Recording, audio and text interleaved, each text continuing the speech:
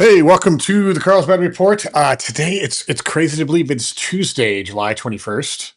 One day before July 22nd. Bunch of releases for those of you guys in the tech world tomorrow. We got Samsung releases, we've got Sony camera releases, like bunch of cool stuff that has nothing to do with real estate coming tomorrow.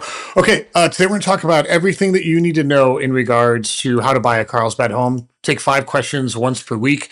Today's are all the questions for the buying, and I've got good ones this week. Sometimes questions come in, they're kind of they'll be good. Maybe people will find value. All 5 today are amazing, and so without further ado, let's get further into it. These are actually really fun. And I'll leave the names off of it like we always do, just to make sure that you guys always feel safe asking your questions so they come in and you don't have to worry about ever being outed in case some of the number one feedback we get is like, hey, I want to ask this question, but I feel kind of stupid asking it. And like, if you put my name up there, so we took all the names off. People have had good feedback on that. So we'll do that.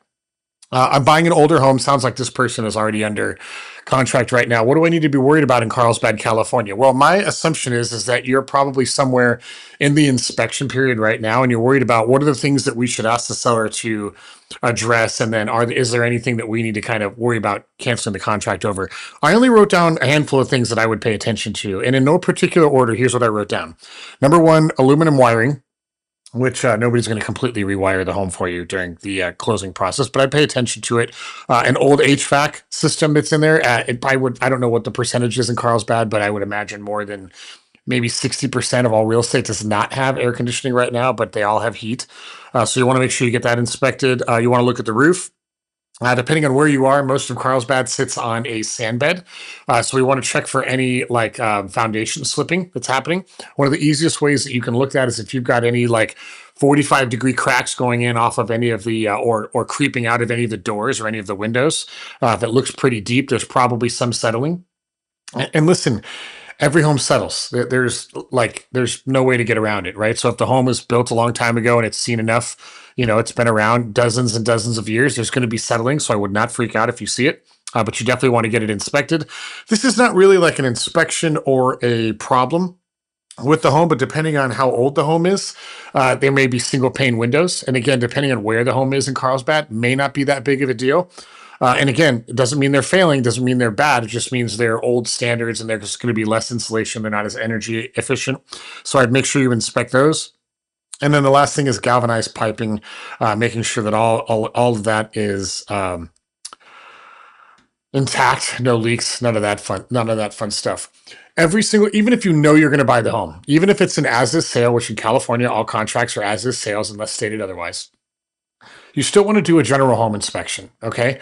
Now, for all the appliances, the plumbing, the wiring, the roof, all that fun stuff, we can always buy a home warranty in Carlsbad to cover everything on a 2,500 square foot home. You're probably looking at somewhere, $550 to $750, depending on if there's a pool and some of the things that you do. As long as everything is documented in working condition at close of escrow, the home warranty will cover it. And I know there's like 2 camps, like home warranties are like a total ripoff, and the other camp is like the best thing in the world. My personal opinion, I've been doing this over 20 years. I've never seen somebody buy a home warranty, make a claim, and get and be regretful that they had the home warranty. Doesn't mean you'll use it. No, not always. I know a lot of people that have purchased a home warranty, whether the seller invests in it or the buyer invests in it, and then they let it go a year, they don't renew it, and then something happens, and then they get the call and they're like, oh my gosh, I totally should have renewed that. The HVAC just went down, and now I've got to spend 15 grand to get that done, whereas the home warranty with a deductible would have gotten that done. So what I would advise you to do if I was your real estate agent would be to get a home inspection, would be to review everything that you can, make sure it's in working order. It doesn't need to be, remember, we're not buying homes that are delivered to you in brand new working condition. That's not how real estate works, but we want to make sure everything is functional. The home warranty in most cases will cover it. And if something's faulty and goes wrong within the first year or whenever that home warranty is active, then you're covered. So now, when would I cancel a contract? If the sloping of the property is really bad and like maybe we brokered a home a few years ago that was literally on the corner of an entire development. You can clearly see this end unit of the condo was sloping. There was really no way to fix it on the end. The HOA said, yeah, we know it's a problem. That's why it's so cheap. We'll get engineers out there. We know we have to deal with it, but right now is not that time. In that case, I would advise you to cancel, because it's going to be, if it's a headache now and there's no resolution to it, it's going to be a headache later. We don't want to deal with that if at all possible.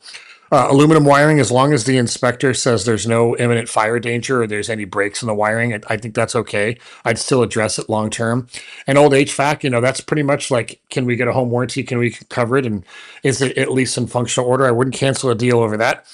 Roof can be, it could be six in one hand, half a dozen in the other. And what I mean by that is, like, the roof can be totally crazy. And hey, it's a $20,000 expense. It's coming no matter what. Like, there's no getting around this. There's no part of owning real estate where a roof magically gets better. That just doesn't happen. So if there's a significant roof replacement needed, either A, we negotiate that as part of the deal, or B, maybe there's a credit to close or something like that. And keep in mind, not all the times do sellers know that they have roof issues. If there's no leaks, and we don't go on our roof other than once a year when we put Christmas lights up. So a lot of homeowners don't understand that they have roof issues until it's brought up in a home inspection. So it's not always like, oh, hey, it's priced accordingly, unless it's glaringly obvious. Like, you drive by the home and you can clearly see there's like shingle issues, but most of the time the homeowner's not any more aware of it than you are. So I'd make sure that everything is sound. I'd get a home warranty.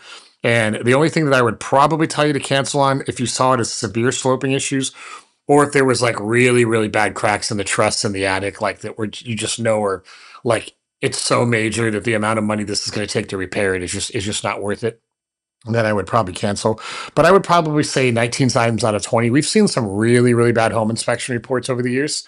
And most of them can be overcome with credit or some simple negotiation back and forth with the homeowner. And I would say typically 19 times out of 20, maybe 49 times out of 50, uh, 1 to 5% of the time we can't get past it. But listen, the homeowner wants to sell, the buyer wants to buy. If everybody's committed to the deal, we can typically get that together. So I don't know if that answers your question, or maybe you have other issues on the home inspection that are coming up that are kind of making you worried. Every buyer is worried, every seller is worried right now, in regards to just it's how the deal goes. So it's not always one-sided. Talk to your real estate agent, have an open conversation. If there's something on there, it wouldn't hurt to at least negotiate that. Any questions, let me know below. Okay, question number 2. Let's talk about negotiation. How much can I negotiate, and on what terms can I negotiate that when buying a Carlsbad home? Listen, here's the good news. You really can negotiate anything you want. What are the things that are actually going to move the needle with the homeowner, though? So when we negotiate deals, the first thing we do is we call the listing agent. We ask a simple question: what does your seller want? And sometimes it's list price and 30-day close. I like, just give me an offer. That's probably the right answer. But oftentimes a listing agent will say, hey, they're motivated by X, Y, and Z. And, maybe they want to move quicker. They want to move later. There could be some things that could move the needle. At the end of the day, money is money. Whether it's financed or whether it's cash, money is money. So the number one motivating factor for most people is time and money. So if you can compress that and give somebody more, they're probably more apt to give you the deal. But here's what I wrote down. Earnest money is going to be in between 1% and 3%. 1% is maybe on the low end.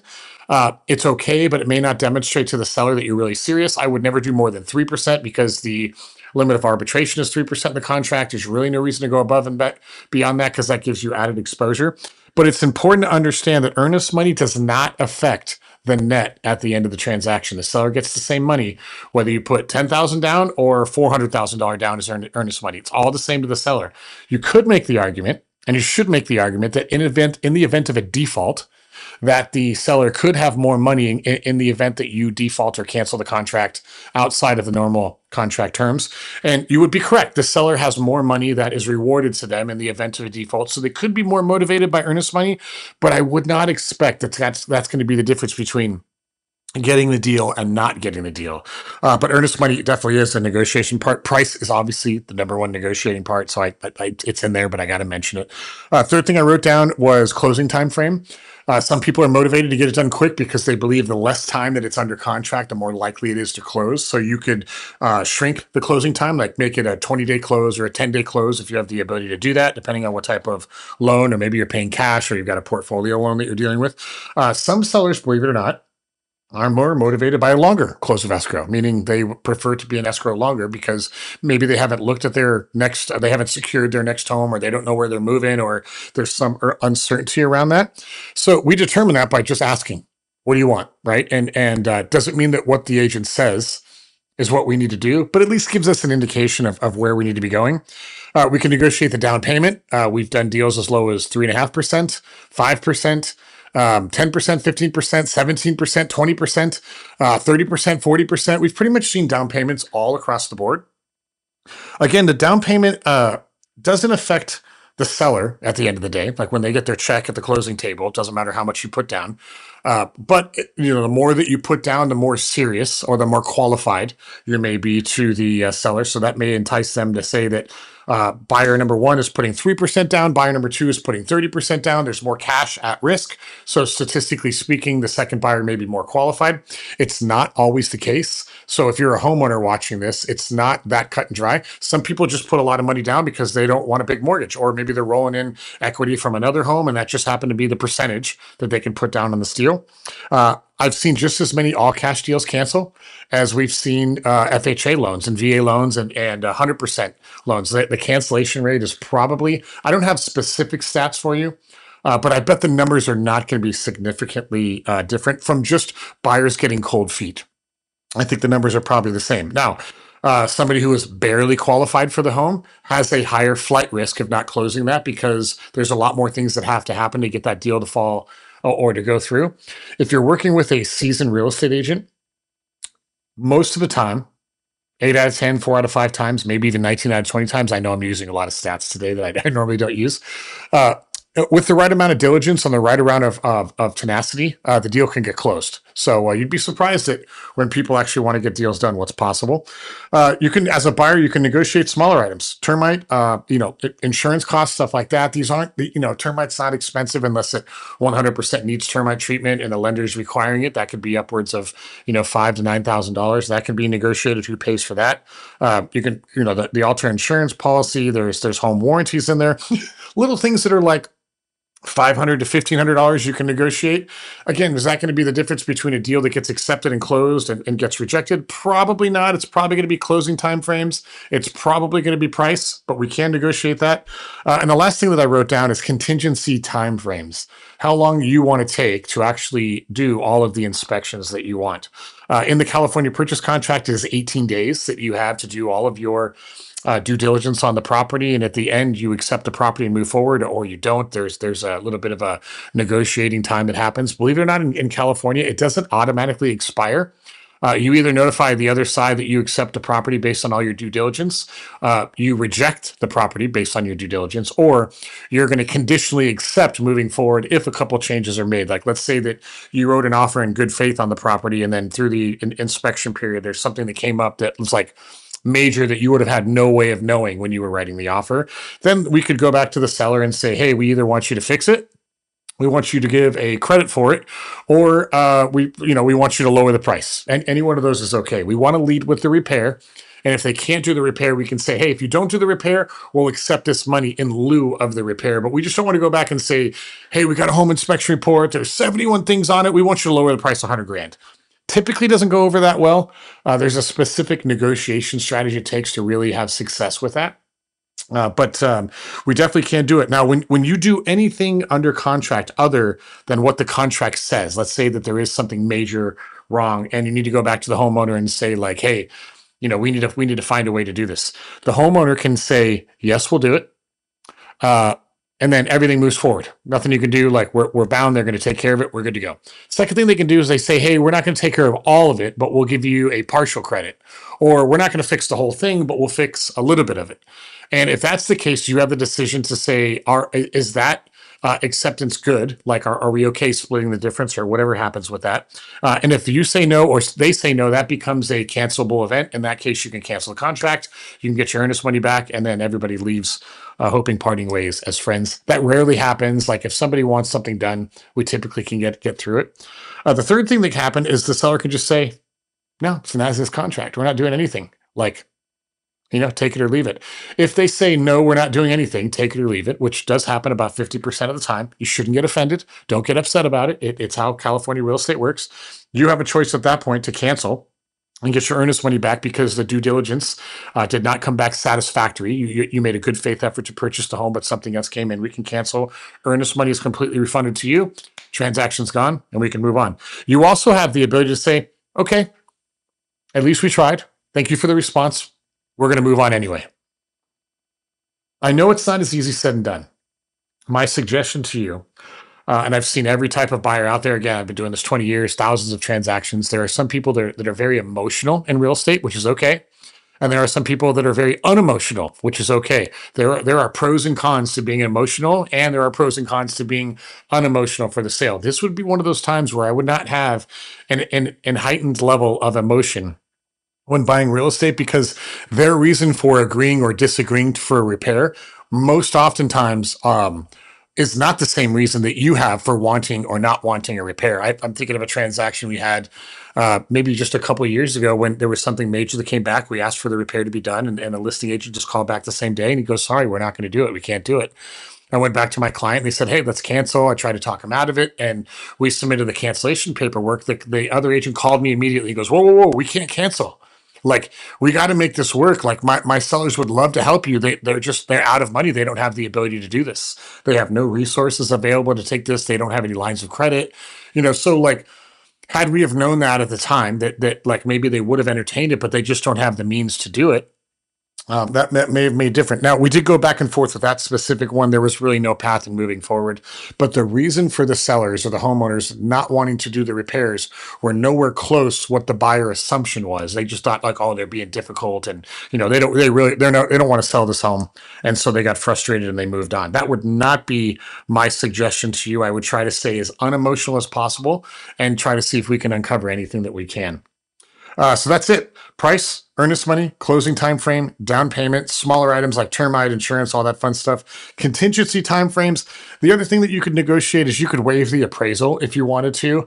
And what you would be doing by waiving the appraisal contingency is saying, hey, no matter what this thing appraises for, I'm going to buy it no matter what. So you don't need to worry about that. Your lender may not like that. They may say, hey, we need the appraisal contingency to be in there because of our algorithm. We think the home is right there and we're not going to fund anything over that.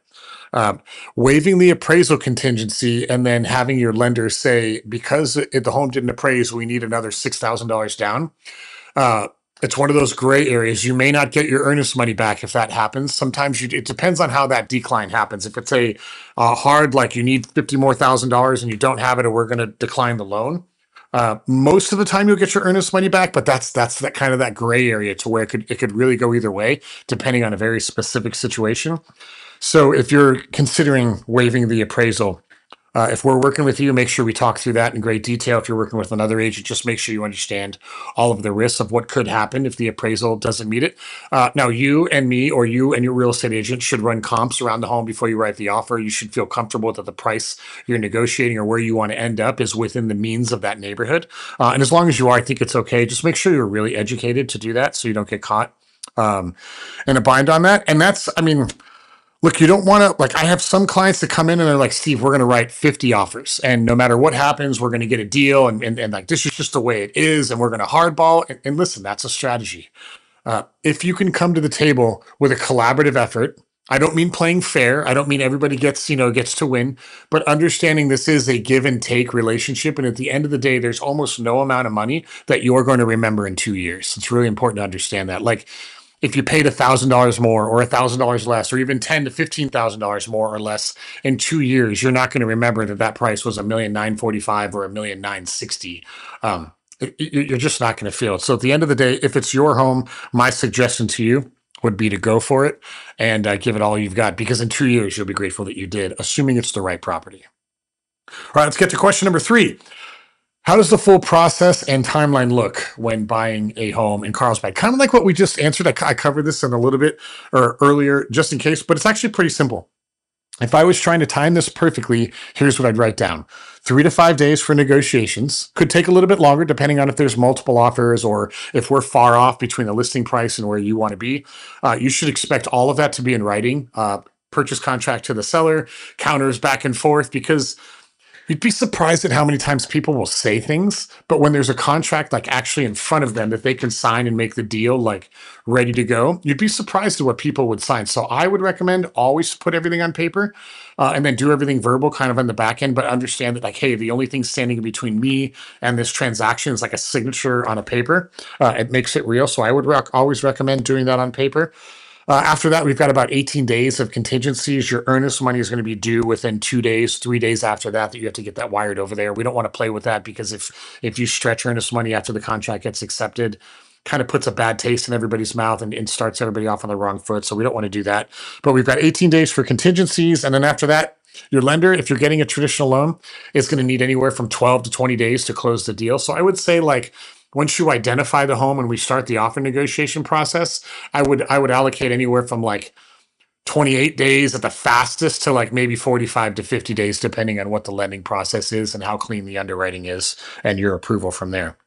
It's important to remember, I wrote this down, that the day of closing belongs to the buyer. So once that home records, you can take the keys, you can move in that day, but you cannot and should not take possession earlier than when you record. Yes, there's pre-possession addendums that you can sign and come to an agreement and move early. And there are some times when I would recommend that, but I can't tell you how awkward it is when somebody moves in early and just something random happens. Like the lending gets goofed up. You've got to switch loans, or we've had, twice in my career we've had deals completely fall apart on the day of closing. The buyer's already moved in. One time I was on the listing side of this. The other time I was on the buy side of this. It's uncomfortable for both sides. So I would never try to move in early, but know that once that home physically records and we get the notification that that's all done, then after that moment after it belongs to the buyer and you can get keys at any time after that. Hope that makes sense. It's actually a pretty simple process. Everything's in the contract. For all of our clients, we actually give you a timetable of everything that you can expect, what money is due when, what you have to do by when, what is due up front, what money do you have to pay right now, what is a closing cost. Like we're pretty detailed, so you know exactly what to expect. It's a pretty streamlined process here, but nevertheless, you really want to know what you're getting into. Okay, if I get this question like every day, and I get it from so many different angles, but how competitive is the Carlsbad real estate market? And I said, why? Will I be in a bidding war? And the answer is maybe. The Carlsbad market is always competitive. For the things that are priced right, that have good location, that are close to the water, it's always going to be competitive for the next 100 years. That's never going to change. What could change that are some of the decisions a homeowner could make. So check this out. Here's what I wrote down, and like I said, we've been dealing with this for a long time. Like I can almost predict with 100% certainty when there's going to be multiple offers, both when we represent a buyer and when we represent a homeowner or a seller. Every buyer has four challenges they're trying to solve when they buy a home. Those four challenges, for the most part, are overcomable. But by both sides of the party. That's location, price, presentation, condition. I'll give that to you again. Location, price, presentation, condition. Location physically meaning where does this home like physically sit? Is it in an amazing location? Is it in a mid location, or is the location subpar? Not really anything you can do about that. The home sits where it sits. We can't really move it. The next thing is how the seller elects to price the home. Do they price it as a marketing tactic, or are they trying to overprice and negotiate down? That is a terrible strategy right now. I would never do that, just between you and I. And then presentation. How was the home marketed?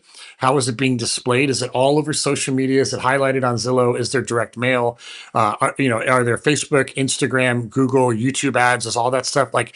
Does the market know about the listing? And the last thing is the condition. Is it move-in ready?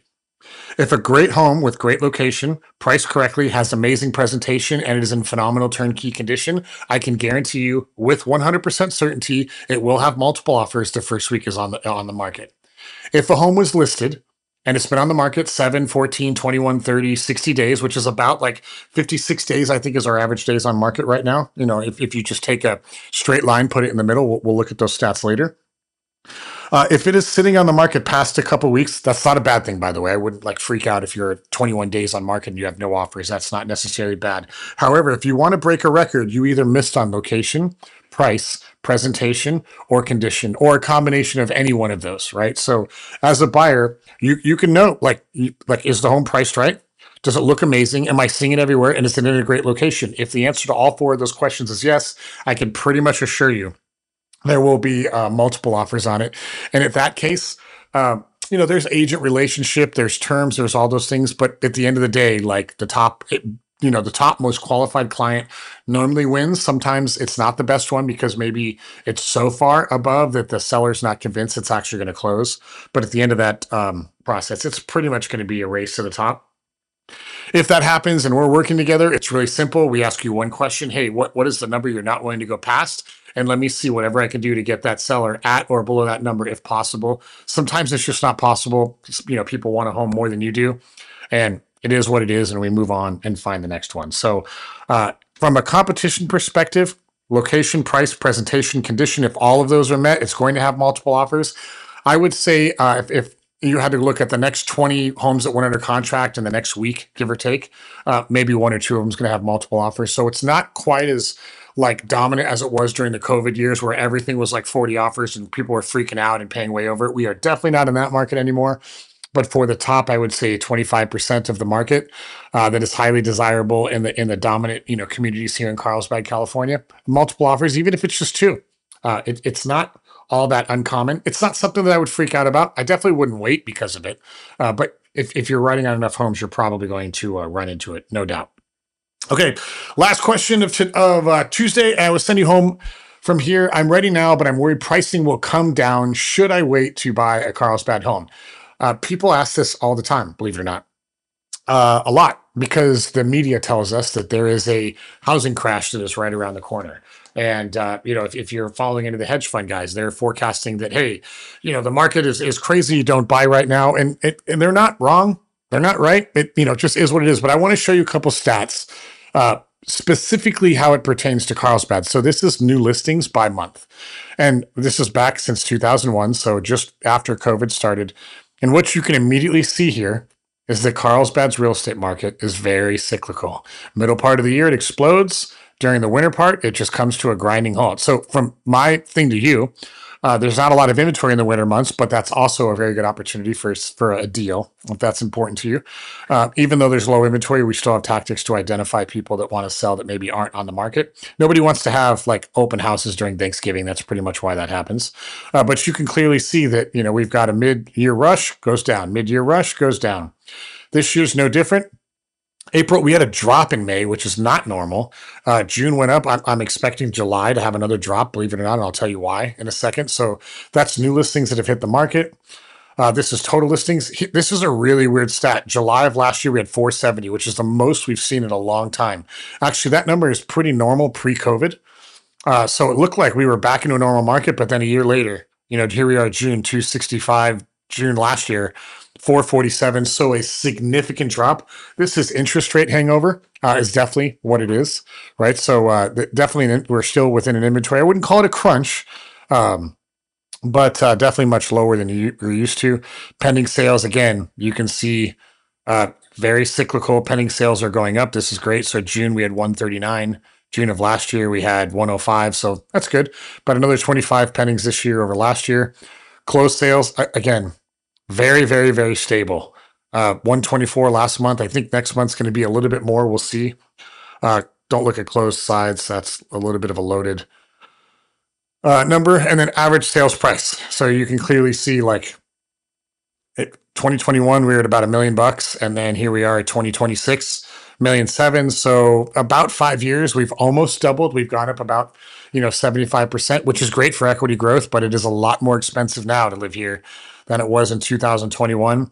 So are we going to go from 1,744 or last month 1,542? There may have been some record sales in there that manipulated that number. Are we going to go from 1,744 and then plummet down to like 1.4? No, that's not going to happen, right? Largely depends on what part of the year you buy the home and what type of home you're looking for. Some of the bigger homes, 4,500 plus square feet, have a lot more variance in pricing. There's some record sales that we've had lately here in Carlsbad that are kind of skewing the numbers a little bit. The lower market, it's pretty stable. If you're looking for a condo in the 7 to 900 range, it's a very stable. Turn that on, actually. Yeah, you can see. I mean, there's not a whole lot. Like, obviously, there was some crazy variance last year, and again, this is all market volatility or market cycles throughout it. There's not a lot that close, but on a condo at 151, whereas last month it was 931. So that market 800 to a million two in the condo market is it's pretty strong. Single family alone, same thing, about 1.3 in January of 2021, and now we're hovering around 2 million. So it's again that $700,000 price increase over there. It's up. Do I think that's going to go down? Probably not. Month supply of inventory, we're still hovering at about two. So that's why I said, like, if your home's on the market for 45 days, you don't have an offer right now, don't freak out. I think that's totally normal. Um, it's weird to say that, like, we're in a market to where, 2 months on the market seems like a long time. I remember, 18 years ago when we sold homes in 4 months, we were like ecstatic about it, right? So it's weird to see how all that, we got up to as many as 5 months last summer, which was crazy. And that's just because we had 480 listings on the market. So my answer to you, I'm ready to buy now, but I'm worried pricing will come down. Should I wait? Here's my short answer. If you need to buy a home in Carlsbad and you know that you're going to want to sell it within 2 years, is there a likelihood to where the value of that home could be less then than it is now? The answer is not no. However, statistically speaking, I don't know that we can go back, at least in the last 25 years, 2 years, other than maybe the downturn. Um, and even then, kind of shaky. But to go back 2 years and it would seem like real estate dropped 2 years later. The downturn that definitely happened back then. But with how high interest rates are and how high pricing is, it could be possible that in 2 years you may not make money, and it would still probably be better than renting. But if you're on that level, that number of turn cycle, I would probably rent. I don't know that I would buy just for 1.5, 2, maybe even 3 years. I think everybody that at almost any price point that buys right now in Carlsbad that has at least a 7-year hold trajectory. I don't think there's a way you can get hurt at all unless you're buying like a really, really old condo that's at the end of its life, and there aren't too many of those here in Carlsbad. But if you're buying a single family home and you're planning on holding it at least for 6 or 7 years, there's no way that you're going to look back today and say, "Oh, I wish I would have bought a year earlier or a year later." I really don't think you're going to feel it, mainly because largely, well, not largely, Carlsbad is landlocked from a border perspective. There's some infill stuff happening. There's a couple new developments coming, an amazing park that's getting built right now. There's always going to be infill opportunities, but there's no like, to my knowledge, I don't think there is room for any more like mega master plan communities. So when that happens, typically what happens is either equity shoots up or we start building up like condos. I don't know that I can ever see Carlsbad ever turning into a dominant condo market, even in the village. I know there's of a couple projects of buddies of mine that are running right now, that are definitely dense housing that are happening down there, but nothing like huge like that type of market. I don't think is where Carlsbad is headed. So a lot of most of these communities that really exploded in 2005, they're just hitting the point right now to where they're getting significantly remodeled, which is what's creating all this equity gain because it's more modernized. But in my opinion, and you could mark the date of this video if you want to, and call me in 8 years to see if I'm right or wrong.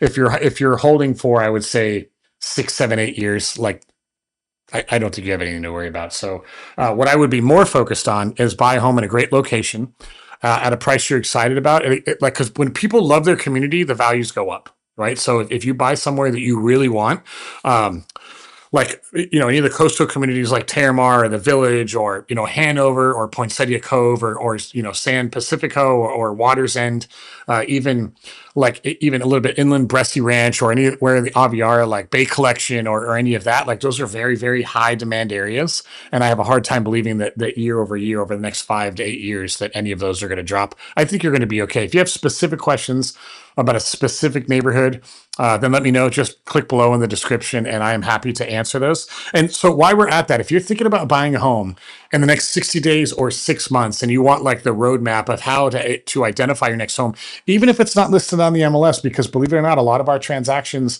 start with homes that have not been listed actively on the MLS, then go to buy in 2026.com. Give us your first name, your email. We'll send you the contract, how to read the contract, what money is due when, our search criteria. We'll build the entire thing for you. And you can review that. It'll answer pretty much 98% of all of your questions. And then from there, we can hop on a call and discuss exactly what you're looking for. And then we can have a discussion to see if now is the right time to buy. Otherwise, on this screen somewhere, there's going to be another video that we created here in YouTube. Watch that one. Learn more about buying a home in Carlsbad, California. If you have any questions, I'm here for you. And we'll see you on the next one.